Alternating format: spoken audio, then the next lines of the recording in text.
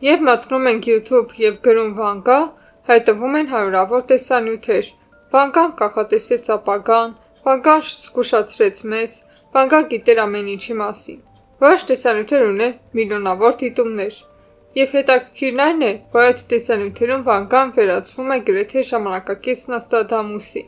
Բարև բոլորին, ձեր հետ Այսպերգն է։ Ինչու է սա տեղի ունենում։ Ամեն ինչ պարզ է, մարդիկ սիրում են հավատալ հրաշքներին։ Մենք ուզում ենք մտածել, որ ինչ որտեղ կա մի մարդ, ով ամեն ինչ նախապես գիտի, որ ապագան կարելի է տեսնել, որ կա ինչ-որ կախարդական վկայական այն մասի, թե ինչ է մեզ սպասվում։ Եվ վանկայի անունը կատարելապես համապատասխանում է այս պահանջներին։ Բաժանորդագրվեք այսպես կարիքի և մենք պարզենք, թե ինչու է վանկայի կանխատեսումների թեման այդքան հաճախ շահարկվում։ Հետխորհրդային երկրներում նրա կերպարը դարձել է խորհրդանշական։ Նույնիսկ նրա մահից տասնամյակներ անց նրա շուրջ շարունակվում են պտտվել նոր լեգենդներ։ Նա իբր կանխատեսել է աղետներ, ամբողջ պետությունների անհետացում, պատերազմներ և համաճարակներ, և այս ամենը լրատվամիջոցների և բլոգերների կողմից բազմիցս վերածվում է սենսացիաների։ Այսինքն վանկան պարզապես անուն չէ, այն ապրանքանիշ է, որը դեռ գործում է։ Մարդիկ դիտում են, քննարկում, վիճում, բայց ահա հարցը, եթե ավելի խորը փորենք, արդյոք վանկան իսկապես որևէ բան կանխատեսել է, թե նա վաղուց առասպելներ ստեղծող մեքենա է։ Եթե լեգենդներից հեռացնենք ամբողջ մշուշը, վանկան իրական անձնավորություն էր։ Նա ծնվել է 1911 թվականին Բուլղարիայում աղքատ ընտանիքում։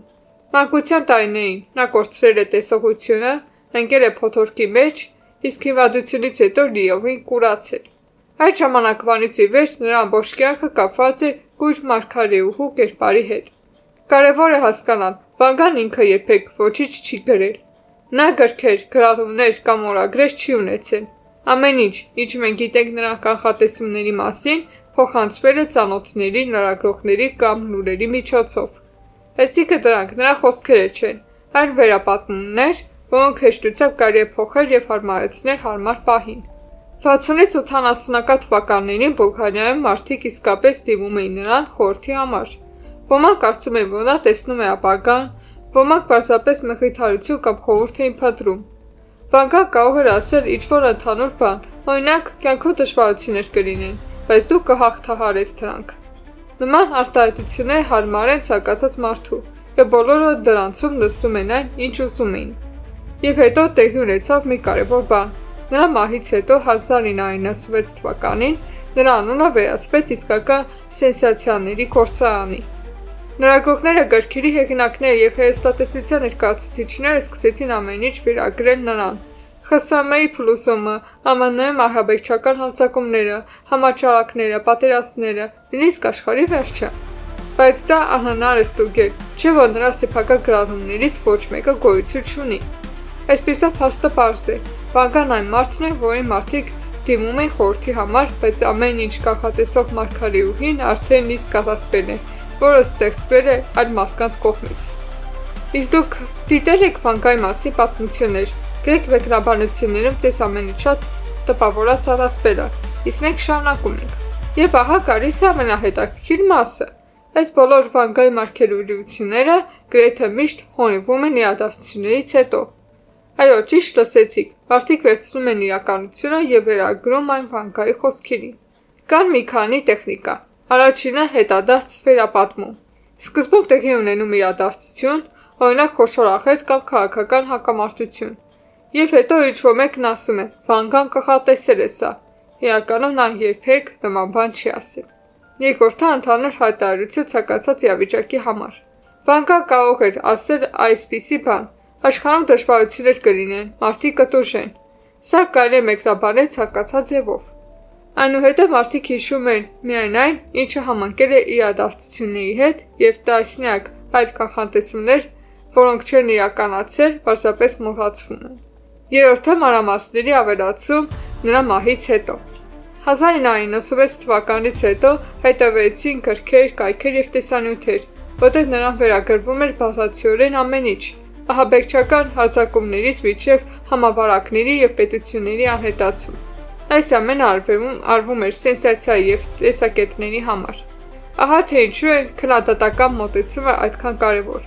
Վանկան կենդանի մարդ է, իրական իրադարձություններն ու նրա խոսքերը խառնվում են եւ Ադասպելը արագորեն աճում է եւ վերածվում Վանկան գիտեր ապագա մտքի։ Տեսեք, սա դասական մանիպուլյացիա է։ Մարդկանց տրվում է ապագայի նկատմամբ վերահսկողության պատրանք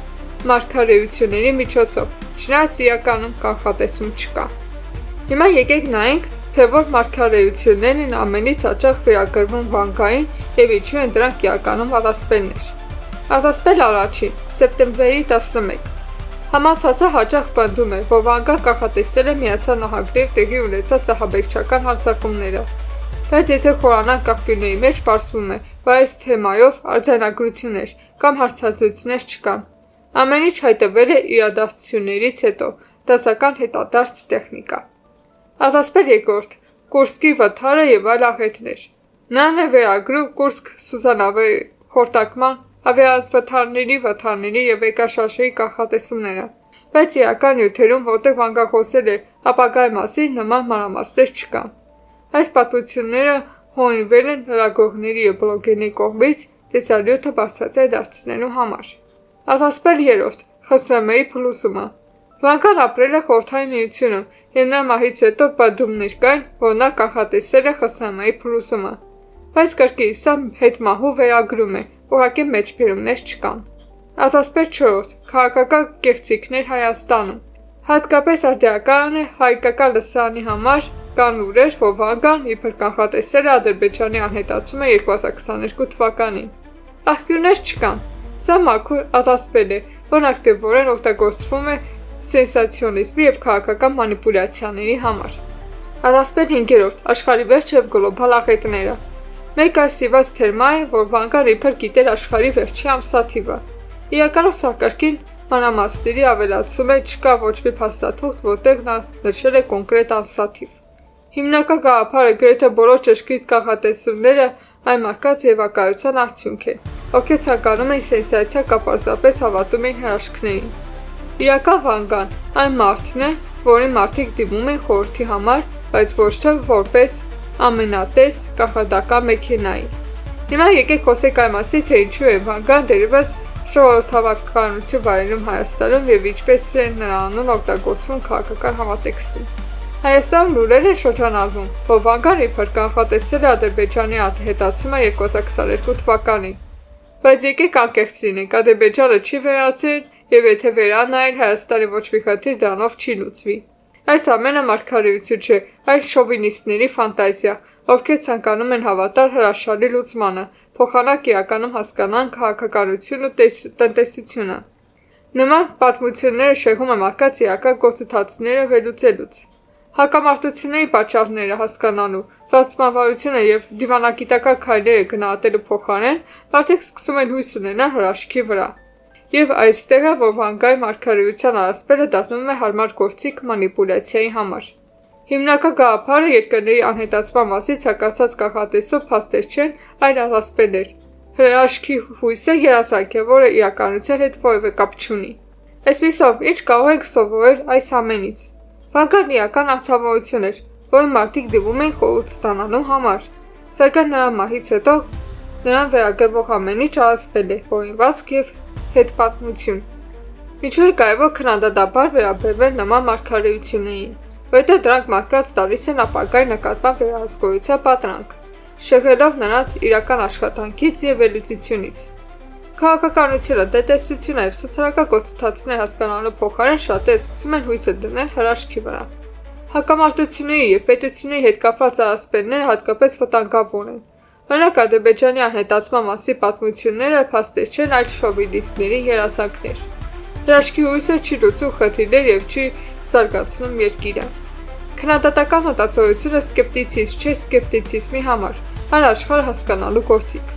Ադասպելները հերքելով մենք սովորում ենք կողմնորոշվել իրականության մեջ, այլ ոչ թե նենքենթների մեջ։ Եվ սա իրական արժեքը։ Մենք դադարում ենք լինել սենսացիաների հանդիսատես եւ սկսում ենք տեսնել փաստերը։ Հավանեցիք տեսանյութը, ուրեմն կիսվեք այն ձեր էջերում։ Բաժանորդագրվեք այս փերկալիքին, որպեսզի բաց չթողնեք հետաքրքիր վիդեոները։ Գրեք մեկնաբանություններում ձեր կարծիքը եւ լայքը չմոռանաք։ Մինչ հանդիպում։